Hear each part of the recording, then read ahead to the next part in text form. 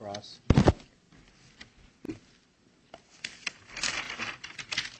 Officer Gamble, you have been a police officer with the City of Sparks for over 30 years, correct? That is correct.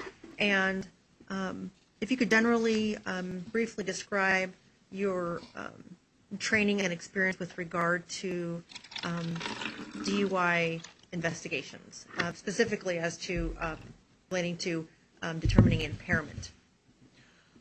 I'm certified by the International Chiefs of Police and the National Highway Traffic Safety Administration as a standardized field sobriety testing instructor. Teach for Nevada Post, the academy up here when it's available, and the outside agencies when they request a freestanding school.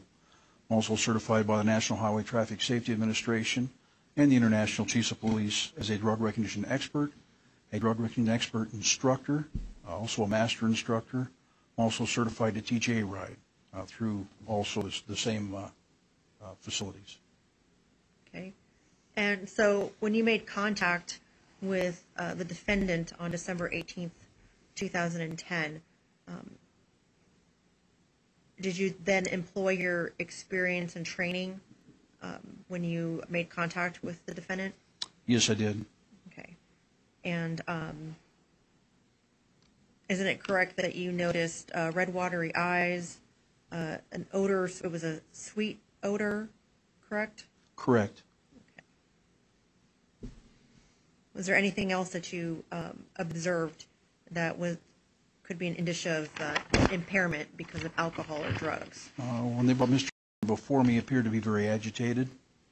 And again, the odor about his breath and persons and his eyes led to believe that it's a possibility they had been drinking. In other words, give me enough to offer him to do the field sobriety test, and upon refusing that field sobriety test, of which would come the pulmonary breath test, which when I gave the opportunity to have him perform the pulmonary breath test, he refused. I explained to him upon refusal that the law dictated, in other words, it mandated, it took away my discretion, said that I had to arrest him and seize his license, and he had to go for chemical testing. Okay. He still refused. And then during the course of your inventory search, I believe you testified earlier that you noted that sweet smell again? Inside the vehicle, yes. Okay. So it wasn't just on his person, it was also in the vehicle? Later in the vehicle, yes. Okay.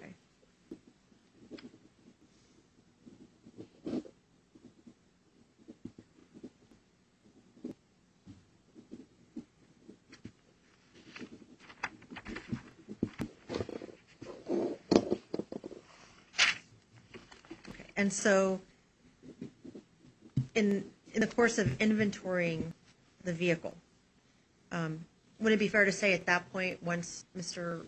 is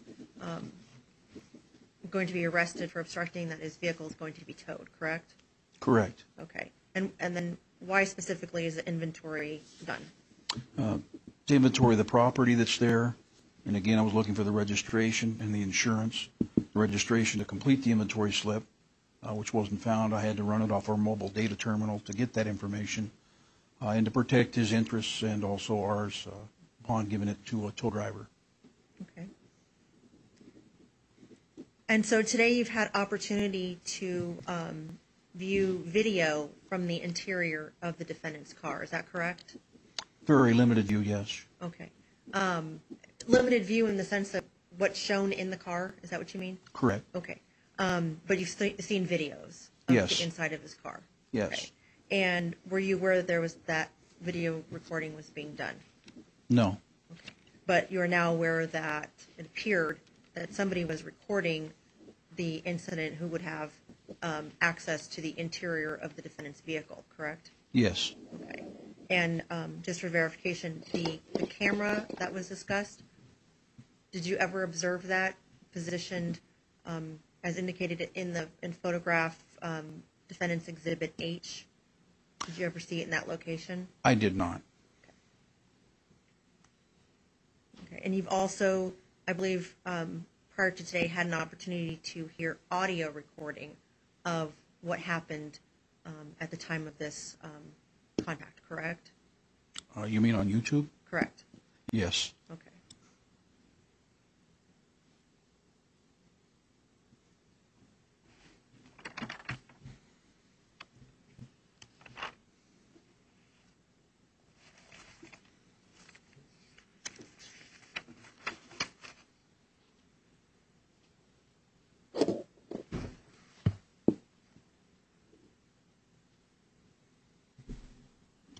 And did you see anything in that video that doesn't comport with your normal practice of practice for inventorying a search? I'm sorry, inventorying a vehicle.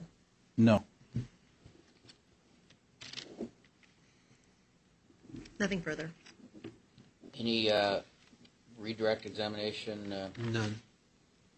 All right, officer, you can step down dismissing this witness or not? Yes, Your Honor. Yes. All right, thank you, officer. So I'm excused. You are.